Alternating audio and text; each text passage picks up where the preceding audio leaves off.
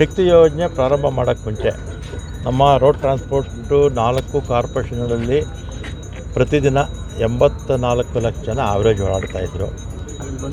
ಅದರಲ್ಲಿ ಅರ್ಧ ಮಹಿಳೆಯರು ಅಂತ ಕ್ಯಾಲ್ಕುಲೇಟ್ ಮಾಡಿ 2800 ಕೋಟಿ ಆಗುತ್ತೆ ಅಂತ ಅಂದಾಜು ಮಾಡಿದರು. ಅದರ ನಿರೀಕ್ಷೆಗೆ ಇಂತಲೂ ಹೆಚ್ಚು 84 ಲಕ್ಷದಿಂದ 1,10 ಲಕ್ಷದವರೆಗೂ ಕೂಡ ಜನ ಓಡಾಡ್ತಾ ಇದ್ದಾರೆ. ಅದರಲ್ಲಿ ಮಹಿಳೆಯರೇ ಪ್ರತಿದಿನ 60 ಲಕ್ಷ ಜನ ಓಡಾಡ್ತಾ ಇದ್ದಾರೆ.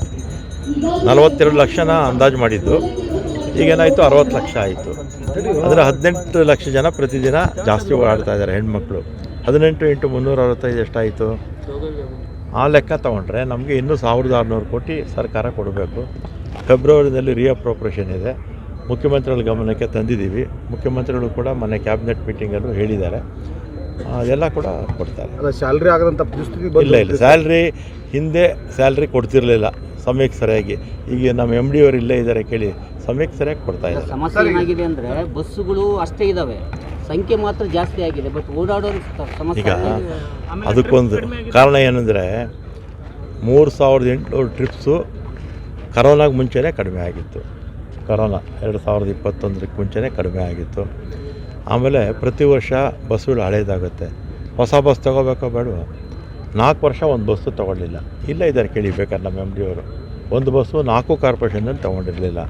ಆಮೇಲೆ ನಾನು 2016ರಲ್ಲಿ ಇದೇ ಇಲಾಖೆ ಮಂತ್ರಿ ಆಗಿದ್ದೆ. ಆಗ ರಿಕ್ರೂಟ್ಮೆಂಟ್ 2016ರಲ್ಲಿ ಲಾಸ್ಟ್ 13,888 ಜನ ರಿಟೈರ್ಡ್ ಆಗಿದ್ದರು. ರಿಕ್ರೂಟ್ಮೆಂಟೇ ಮಾಡಿರಲಿಲ್ಲ.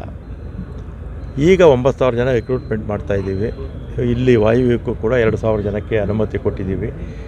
ಮತ್ತು ಮೆಕ್ಯಾನಿಕ್ಸ್ ಅನುಮತಿ ಕೊಟ್ಟಿದ್ದೀವಿ. 5,800 ಬಸ್ ಬರುತ್ತೆ ಟೋಟಲ್ಲು.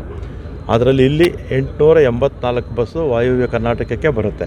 ಅದರಲ್ಲಿ 100 ಬಸ್ಸು ಹುಬ್ಬಳ್ಳಿ ಧಾರವಾಡಿಗೆ, 100 ಬಸ್ಸು ನಗರ ಸಾರಿಗೆ ಎಲೆಕ್ಟ್ರಿಕಲ್ ಬಸ್ಸಸ್ಸು.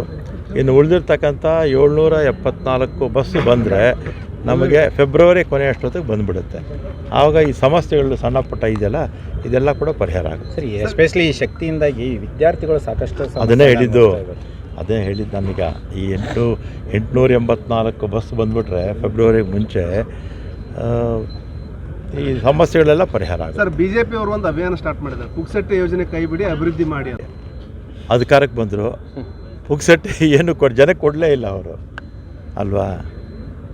ಈಗ BJP ಅವರು ಕೆಲಸ ಮಾಡಲ್ಲ, ಕೆಲಸ ಮಾಡೋರಿಗೂ ಬಿಡಲ್ಲ. ಆಮೇಲೆ ಆಗೋದಕ್ಕೆ ಹರಕತ್ತು, ಆಗದಿದ್ದಕ್ಕೆ ಕುಮ್ಮಕ್ಕು ಅಂತ BJP ಅವ್ರ ಕತೆ ಅಲ್ವಾ. ಅಂದರೆ BJP ಅವ್ರ ಮಾತಿಗೆ ಕಿಮ್ಮತ್ತಿಲ್ಲ. ಜನ ಯಾಕೆ ಅವ್ರ ಮನೆ ಕಳಿಸ್ರು? ಕೆಲಸ ಮಾಡಲಿಲ್ಲ, ಸ್ವಜನ ಪಕ್ಷಪಾತ, ಭ್ರಷ್ಟಾಚಾರ, ಕೆಲಸ ಮಾಡಲಿಲ್ಲ, ಮನೆಗೆ ಕಳಿಸ್ರು. ಈಗ ನಾವು ಮಾಡ್ತಾಯಿದ್ದೀವಿ. ಪ್ರತಿದಿನ 60 ಲಕ್ಷ ಜನ ಹೆಣ್ಮಕ್ಳು ಓಡಾಡ್ತಾರೆ ಫ್ರೀಯಾಗಿ. ಅವ್ರ ಶಾಪ ತಟ್ಟುತ್ತೆ ಅವ್ರಿಗೆ, ಇದೇ ಥರ ಅವ್ರು ಕಾಮೆಂಟ್ ಮಾಡಿದ್ರೆ. ಸರ್, ಈಗ ನಿನ್ನೆ ಪ್ರಹ್ಲಾದ್ ಜೋಶಿ ಅವರು ಹಾವೇರಿಯಲ್ಲಿ ಸಿದ್ಧಾಂತದಲ್ಲಿ ಭಾಷಣ ಮಾಡ್ತಾ ಇದರಲ್ಲಿ ಅಫ್ಘಾನಿಸ್ತಾನಲ್ಲಿ ತಾಲಿಬಾನ್ ಆಡಳಿತ ನಡೆಸ್ತಾ ಇದೆ, ಇಲ್ಲಿ ಕರ್ನಾಟಕದಲ್ಲಿ ಸಿದ್ದರಾಮಯ್ಯನವರು ISISದ್ದು ಇದನ್ನು ಮಾಡ್ತಾಯಿದ್ದಾರೆ. ಯಾಕಂದರೆ ಸರ್ಕಾರವನ್ನು ನಡೆಸ್ತಾ ಇದ್ದಾರೆ ISIS ಥರ. ಯಾಕಂದರೆ ಶ್ರೀಕಾಂತ್ ಪೂಜಾರಿ ಮೇಲೆ 16 ಕೇಸ್ಗಳು ಪೆಂಡಿಂಗ್ ಇದಾವೆ ಅಂತ ಹೇಳಿದರು, ಆದರೆ ಅದು ಸುಳ್ಳು. ಅದ್ರ ಬಗ್ಗೆ ಅವರು ಏನು ಕ್ಲಾರಿಫಿಕೇಶನ್ ಕೊಡ್ತಾ ಈಗ ಪ್ರಹ್ಲಾದ್ ಜೋಶಿ ಅವರು ಈ ಗಿಮಿಕ್ ಮಾಡ್ತಾರೆ ಅಷ್ಟೇ. ಅವರೇನಂತ ಕೇಂದ್ರದ ಮಂತ್ರಿಗಳಾಗಿ ಅಂಕಿಅಂಶ ಇಟ್ಕೊಂಡು ಮಾತಾಡೋದಿಲ್ಲ, ಪೊಲಿಟಿಷಿಯನ್ ಥರ ಮಾತಾಡ್ತಾರೆ. ಯಾವಾಗಲೂ ಕೂಡ ಅವರು ಕೇಂದ್ರದ ಮಂತ್ರಿ ಅಂಕಿಅಂಶದ ಮೇಲೆ ಮಾತಾಡಬೇಕು. ಮೊನ್ನೆ ಕರಸೇವಕ ಅಂತ ಇವ್ರು ಹೇಳ್ತಾರಲ್ಲ, ಎಷ್ಟು ಕೇಸಿದೆ ಅವ್ರ ಮೇಲೆ? ಅಂಕಿಅಂಶ ತಗೊಳ್ಳಿ ಸ್ಟೇಷನಲ್ಲಿ. ಅವ್ರು ಕೇಳಿದರೆ 2 ನಿಮಿಷದಲ್ಲಿ ಕೊಡ್ತಾರೆ ಅಲ್ವಾ. ಅದರಿಂದ ಅವ್ರು ಏನು BJP ಅವರು ರಾಜಕಾರಣಕ್ಕೋಸ್ಕರ ಮಾತಾಡ್ತಾರೆ, ಹೆಚ್ಚೇನು ಮಹತ್ವ ಕೊಡೋದು ಬೇಕಾಗಿಲ್ಲ ಬಿಡಿ. ಸರ್, ಈಗ 22ನೇ ತಾರೀಕು ಮುಜರಾಯಿ ಇಲಾಖೆಯಿಂದ ಯಾವ ಥರದ ಕಾರ್ಯಕ್ರಮ? 22ನೇ ತಾರೀಕು ನಮ್ಮ 34,000 ದೇವಸ್ಥಾನ ಇದೆ ನಮ್ಮ ರಾಜ್ಯದಲ್ಲಿ. ಎಲ್ಲ ಕಡೆ ಕೂಡ ಅವತ್ತು ವಿಶೇಷ ಪೂಜೆ ಮಾಡಿ ಅಂತ ಆದೇಶ ಈಗಾಗಲೇ ನಮ್ಮ ಎಲ್ಲ EOಗಳಿಗೆ ಹೋಗಿದೆ.